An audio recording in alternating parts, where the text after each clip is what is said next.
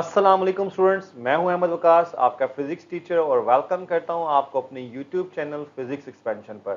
Students, आज की हमारी इस वीडियो को जो हम कवर करेंगे chapter number 2 vector and equilibrium से एक टॉपिक पिक करेंगे। टॉपिक जो है बिल्कुल प्रीवियस टॉपिक की तरह से है। अगर आपने प्रीवियस टॉपिक स्केलर और डॉट प्रोडक्ट पढ़ा है तो ये आपको बड़ा अच्छा समझ आने वाला है। अगर वो नहीं पढ़ा तो आप उसको हमारी यूट्यूब चैनल पर जाकर दोबारा से उसे पढ़ सकते हैं, वीडियो को चेक कर सकते हैं। उस वीडियो का लिंक हमने अपनी इस वीडियो में ज़रूर शेयर किया हुआ है। वेक्टर और क्रॉस प्रोडक्ट हम आज पढ़ने जा रहे हैं और ये स्टूडेंट्स आपको हेल्प आउट करेगा एफएससी लेवल, आईसीएस लेवल और डिफरेंट यूनिवर्सिटीज़ के एंट्रेंस टेस्ट में कामयाबी के लिए। तो स्टूडेंट्स फिर टाइम वेस्ट नहीं करते, लेकिन सबसे पहले तो आप हमारा यूट्यूब चैनल ज़रूर सब्सक्राइब करिएगा। फ़ौरन से चलते हैं हम अपने आज के लेक्चर की जानिब, जिसका नाम है वेक्टर और क्रॉस प्रोडक्ट। सबसे पहले तो हम इसकी मैथमेटिकल डेफिनेशन को एक्सप्लेन कर लेते हैं। जैसे कि पीछे टॉपिक में आप पढ़ कर आए होंगे कि दो वेक्टर्स थे, मल्टीप्लाई हुए और रिजल्ट में एक वेक्टर की बजाय स्केलर आ गया। लेकिन इस दफ़ा ऐसा नहीं होगा। अगर दो वेक्टर्स हैं, उनको मल्टीप्लाई कर रहे हैं और रिजल्टेंट में एक वेक्टर ही आ गया, तो ऐसी मल्टीप्लिकेशन को हम नाम देते हैं वेक्टर और क्रॉस प्रोडक्ट का। तो इसकी मैथमेटिकल डेफिनेशन के बाद मैथमेटिकल फॉर्मूला राइट कर लेते हैं। तो हम इन दो वेक्टर्स के दरमियान अगर एंगल थीटा है तो हम ए क्रॉस बी को राइट करते हैं, ये बराबर है a b sine theta n hat. अब आप यहाँ पे कंफ्यूजन का शिकार होंगे, हैं जी एन हैट कहाँ से आ गया। एन हैट बेसिकली स्टूडेंट्स, ये दो वेक्टर्स की क्रॉस मल्टीप्लिकेशन जब की जाती है तो इनका रिजल्टेंट जो होता है वो उन दोनों वेक्टर्स के ऊपर नॉर्मल होता है। और नॉर्मल वेक्टर्स को आप पीछे पढ़कर आए थे यूनिट वेक्टर्स के अंदर कि हम एन हैट से मेंशन करते हैं स्टूडेंट्स। तो इसलिए हमने यहाँ पे लिखा कि ए क्रॉस बी जो है इसका रिजल्टेंट जो होता है वो a b sine theta n hat आ जाता है।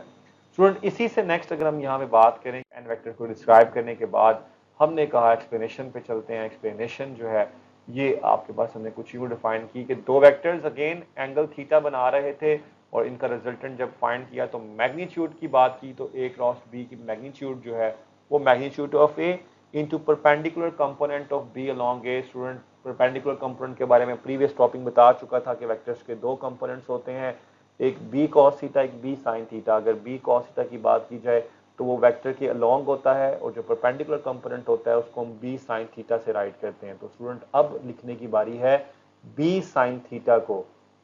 तो इसलिए स्टूडेंट्स ये बन गया ए बी साइन थीटा। तो ए बी साइन थीटा के रिस्पेक्टिव अगर हम बात करें राइट हैंड रूल की तो डायरेक्शन फाइंड करने के लिए हम राइट हैंड रूल यूज करते हैं और बड़े आसान से लफ्जों में यहाँ पे लिखा हुआ है कि डायरेक्शन फाइंड करनी है रिजल्टेंट की। तो अपने राइट हैंड को प्लेस करना है डायरेक्शन ऑफ फर्स्ट वेक्टर के लॉन्ग, फिंगर्स को कर्ल करना है सेकंड वेक्टर के लॉन्ग। जो आपका थंब होगा वो पॉइंट आउट करेगा डायरेक्शन ऑफ रिजल्टेंट को, जो कि सरफेस के ऊपर प्लेन के ऊपर नॉर्मल होगा। उस प्लेन पे नॉर्मल होगा जिसमें दो वेक्टर्स ए और बी कंटेन किए होंगे। स्टूडेंट्स, यहाँ पे स्टूडेंट्स लेफ्ट हैंड यूज कर रहे होते हैं और ऊपर लिखा होता है राइट हैंड रूल। तो आप जब अगर इसको अप्लाई कर रहे हो भी तो आपने ख्याल करना है कि आपका हैंड जो है वो राइट हैंड ही है जिससे आप ये रूल को अप्लाई करना चाह रहे हो। तो स्टूडेंट्स, यहाँ पे आप देख सकते हो कि ये वेक्टर्स के ऊपर ए और बी का जो रिजल्टेंट है उसका थंब वर्टिकली अपवर्ड आया क्योंकि हमने ए और बी के प्लेस किया था। और स्टूडेंट, यहाँ पे छोटा सा की पॉइंट भी ऐड मैं करना चाहूंगा कि अगर आपकी फिंगर्स रोटेट हो रही हैं एंटी क्लॉकवाइज और थंब अपवर्ड है तो ये पॉजिटिव डायरेक्शन को शो करेगा। अगर आप इसकी डायरेक्शन को क्लॉकवाइज में शिफ्ट करोगे तो ये ऑब्वियसली बात है एन हैट भी शिफ्ट हो जाएगा। जैसा कि मैं अगर यहाँ पे मजीद एक्सप्लेन करूँ तो जो बी क्रॉस ए है उसकी मैग्नीट्यूड तो वही होगी, लेकिन डायरेक्शन जो है वो रिजल्टेंट की चेंज कर जाएगी, ऑपोजिट हो जाएगी।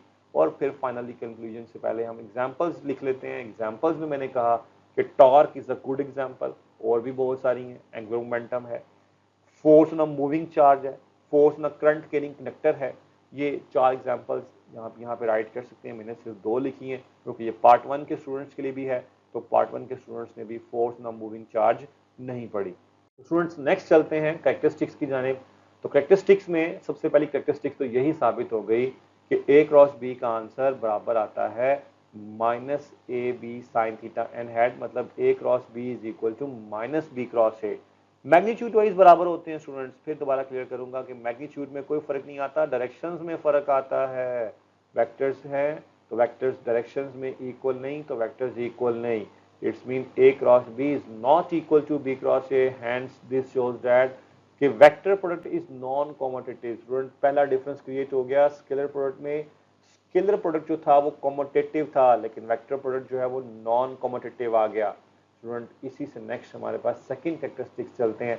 परपेंडिकुलर वेक्टर्स के लिए थीटा की वैल्यू 90 होती है, तो यहाँ पे रिजल्टेंट अब 0 नहीं आएगा। प्रीवियस टॉपिक में क्या आया था कि ए डॉट बी का आंसर 0 आया था, लेकिन ए क्रॉस बी का परपेंडिकुलर के लिए आंसर जो है वो मैग्नीट्यूड का मल्टीपल है। मैग्नीट्यूड्स है, डायरेक्शन जो है वो उन दोनों के ऊपर नॉर्मल है, एन हैट है।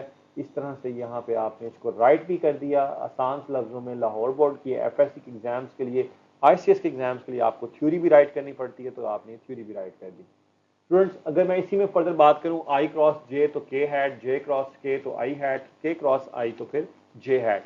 ये रोटेशन जो है वो क्लॉकवाइज नहीं है, एंटी क्लॉकवाइज है। अगर मैं क्लॉकवाइज करूंगा तो आंसर में नेगेटिव आ जाएगा। भी चेक कर लेते हैं स्टूडेंट्स। नेक्स्ट इसी में आगे पैरेलल वेक्टर्स हैं, तो पैरेलल वेक्टर के लिए साइन थीटा 0, जब 0 तो 0, तो फिर ये 0 वेक्टर आ जाएगा। मैग्नीट्यूड वाइज तो 0 होगा, लेकिन डायरेक्शन वाइज नल वेक्टर होगा। और अगर मैं वेक्टर की बात करूं एंटी पैरेलल की, तो अगेन साइन 180, साइन 180 का आंसर 0।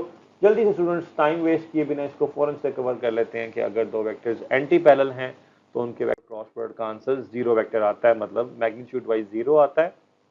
और अगर स्टूडेंट्स सेल्फ प्रोडक्ट की बात की जाए, तो सेल्फ प्रोडक्ट के केस में भी आंसर जो है वो साइन 0 0 आ जाएगा। तो सेल्फ क्रॉस प्रोडक्ट का आंसर भी 0। अगर मैं इसको देख के लिखना चाहूँ तो आई क्रॉस आई, जे क्रॉस जे, के क्रॉस के। सेल्फ प्रोडक्ट है तो आंसर विल बी 0। सॉल्व करने की जरूरत ही नहीं स्टूडेंट, फौरन से आगे चले तो हमारे पास नेक्स्ट टॉपिक आया। एक और नेक्स्ट टॉपिक की बात करूं, नेक्स्ट कैरेक्टरिस्टिक्स आई स्टूडेंट, क्या जी कि अगर आप दो वेक्टर्स को रिप्रेजेंट करते हैं एडजेसेंट साइड्स ऑफ पैरेललोग्राम के साथ, तो आप जब उसका एरिया निकालना चाह रहे हो तो बेसिकली वो मैग्नीट्यूड है वेक्टर और क्रॉस प्रोडक्ट की। ये बड़ी इंपॉर्टेंट की पॉइंट है स्टूडेंट्स, ये थोड़ी डिफरेंट है, इसको लाजमी करिएगा। क्यों जी इसमें ऐसा क्यों हुआ? जब आप ये कैलकुलेशंस करते हैं तो बेसिकली आपने distance between these two sides निकालना होता है, तो वो बेसिकली डी साइन थीटा। आगे चलते हैं, जो नेक्स्ट कैरेक्टरिस्टिक्स है वो बेसिकली रेक्टेंगुलर कंपोनेंट्स की फॉर्म में है। रेक्टेंगुलर कंपोनेंट्स की फॉर्म में है तो हम इस पे टाइम वेस्ट नहीं करते। 2 से 3 स्टेप प्रीवियस टॉपिक से रेलिवेंट ही हैं। जस्ट जहां पे डॉट था वहां पे क्रॉस आ गया, ए एक्स आई को तीनों से मल्टीप्लाई किया, ए वाई जे को तीनों से मल्टीप्लाई किया, और ए जेड के से तीनों को मल्टीप्लाई किया। स्टूडेंट 9 टर्म्स आई, इन 9 में से अब 3 सिमिलर पे हैं और बाकी की 6 डिफरेंट पे हैं। जो सिमिलर पे थी उनको फौरन से मैंने 0 कर दिया, और जो डिफरेंट पर थी उनके मुताबिक आपने बाकी को राइट किया। और इसमें मैंने की पॉइंट ये कि स्टूडेंट जब आप आई क्रॉस जे करते हैं तो 0 जे क्रॉस के करेंगे तो आंसर आई आ जाएगा, लेकिन जब आप आई क्रॉस के क्रॉस जे करेंगे तो माइनस आई भी आ जाएगा। तो 9 में से 6 टर्म्स बची, इन 6 टर्म्स को अरेंज किया, और अरेंज करने के बिहाफ पर आपने स्टूडेंट्स इस तरह से राइट कर दिया। और राइट करते हुए आपने फर्दर जो है ये कहा कि ये 2 कंपोनेंट्स आई के, 2 कंपोनेंट्स जे के और 2 कंपोनेंट्स के। इसके बाद जे वाले कंपोनेंट्स को अरेंज किया और माइनस साइन बाहर ले आए।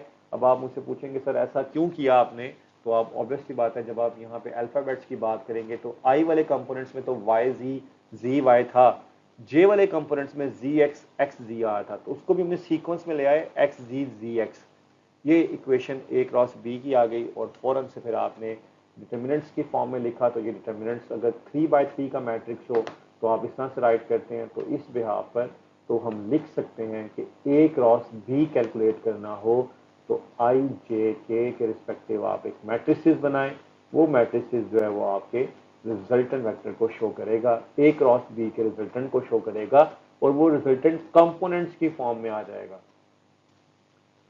तो स्टूडेंट्स ये था हमारा आज का लेक्चर। उम्मीद है कि आपको समझ आया होगा और आपके लिए ये आसानी का बाइस बना होगा। दुआ है रब करीम से कि अल्लाह ताला आपके लिए आसानियां पैदा फरमाए और आपको आसानियां बांटने का शर्फ बख्शे। इस उम्मीद से कि दोबारा फिर मिलेंगे। हमारी वीडियो को लाइक करना बिल्कुल ना भूलिएगा। अपना ख्याल रखिएगा। अल्लाह हाफिज।